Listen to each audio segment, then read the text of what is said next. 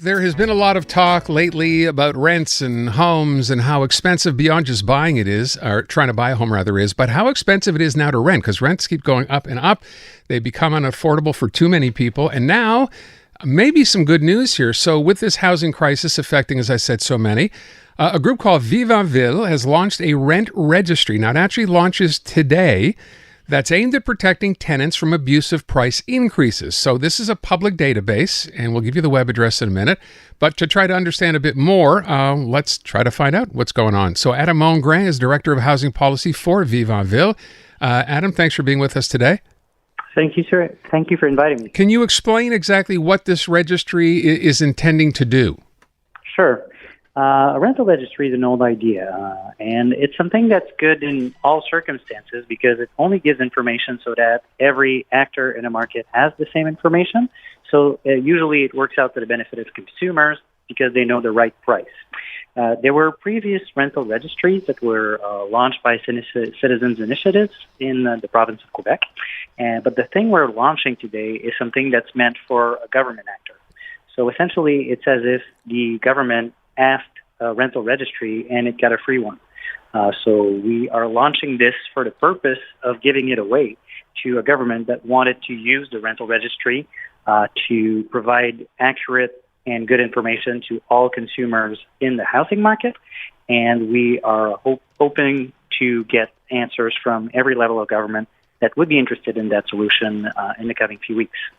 Adam, as it stands now, a landlord is supposed to tell the prospective tenant what the last tenant was paying, right? Right.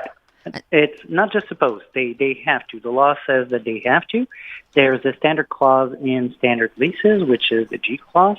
And when a new lease is signed, the landlord must indicate what was the lowest price paid for that apartment in the previous 12 months. Okay, but that doesn't necessarily stop the gouging because if the demand is there, the tenants, they need the apartment, the chances are they're going to take it and then they still end up in a lengthy process potentially with the Régie du Logement. Does this help out with that? Does this make that case easier or facilitate that if you need to move forward with the case with the Régie? Mm-hmm. It does help because what we found, we published a study by Léger as we launched a rental registry, and what we found is that G clause where landlords have to tell what was the lowest price paid in the previous 12 months is only filled in 20% of cases. That means that in 80% of cases, the information which is required for everyone to actually know what was the actual price, what is the existing price, it's gone forever. And a rental registry would give everyone the same information. Now, what you're saying is true. If there's a line of 10 or 15 people outside of an apartment, of course, it's hard to drive a hard bargain when there's so much competition in the market for a few units that are actually being rented out. But if everyone has the same information about how much this used to cost, then there's a chance that the tenants, which would try to outbid other tenants, would not try to overdo it because they all know what the price used to be, and they all know that this information, particularly in Quebec, can be used to ask the Tribunal Administratif du Logement to set a fair price. So that brings me to this poll that Léger did of tenants, and it was done just this year in March, largest study ever for rental housing in Quebec. And 32%, Adam, said that they have no choice but to accept a higher rent increase. Do you expect that this is going to aid in alleviating some of that pressure?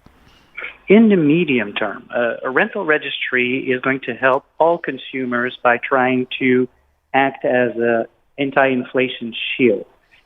It by itself, it can't solve all of our housing problems. But compared to every other thing that needs to happen for us to have a housing market that works to the benefit of consumers, the rental registry is already there, is already built. So we can move forward with this first step. But, of course, there are many things that need to happen before we get to better numbers in terms of tenants who can say that they feel free to refuse rent gouging. So it would seem to me that step number one would be for tenants to even be aware of the fact that something like this existed and not have to take a landlord's necessarily word for it. Right. And to that point, we are launching tomorrow a very large campaign to educate the public about the anticipated benefits of a rental registry. We want a public actor to take over the solution. We want to pass this solution to the government, but the government will need public support for that decision. So we are going to be in bus stops, we're going to be in the metro, we're going to be in newspapers, on TV, telling people about the rental registry, why it's there, what it does, and how it works to the benefit of everyone in the housing market. Okay, then let me ask you about this responsible landlord certification that the City of Montreal has put forward. So would this potentially work in conjunction with that? Or I know they're totally separate projects for now. Right, they are, but it works out in the same objective. In the responsible landlord bylaw, which is currently running through the pipes at the City of Montreal, there is a rental registry provision. It can be ours. We are talking with every city in Quebec. Vivre has good relationships with all levels of government, and if anyone wants to use the tool that we've built, it's there for free. So it could be integrated in this bylaw or any bylaw that would require the mandatory application of a rental registry. Look, I mean, in theory, this sounds like a wonderful idea. And as you said, it is just a first step. But I'm wondering, with respect to governments getting involved, because that's a key here, what sort of feedback do you have? We are going to be meeting with the Ministry of Housing shortly. They have taken notice of our initiative. And in either cases, our nonprofit Vivre does talk with the government almost every day, because we take care of housing, but we also take care of transport. We take care of aging in place and other subjects which are of key importance to the government.